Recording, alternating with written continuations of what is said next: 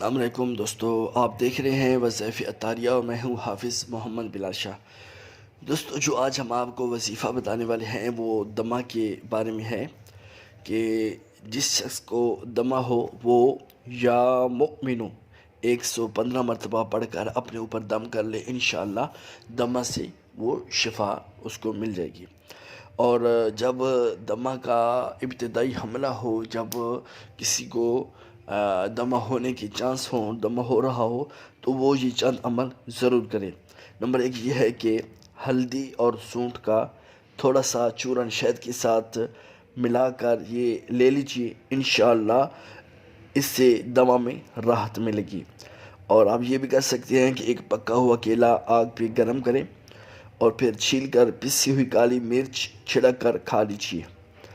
اور تیسرا آپ یہ کر سکتے ہیں کہ 2 چمچ ادرک کا رس شہد کے ساتھ استعمال کیجیے، انشاءاللہ یہ ابتدائی جس کو دمہ کی شکایت ہو وہ یہ عمل کرے۔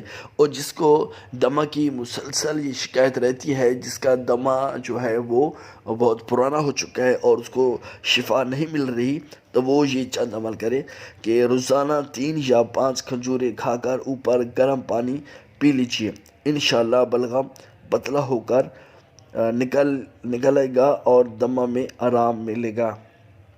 اور یہ بھی کر سکتے ہیں کہ 3 خشک انجیر دودھ میں پکا کر روزانہ صبح اور رات کو استعمال کرنے سے بلغم اور دمہ سے انشاءاللہ نجات حاصل ہو جائے گی۔ اور جو شخص روزانہ گاجر کا رس پیے، انشاءاللہ دمہ میں آرام ملے گا۔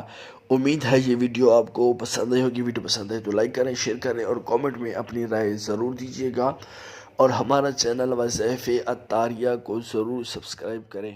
اللہ حافظ۔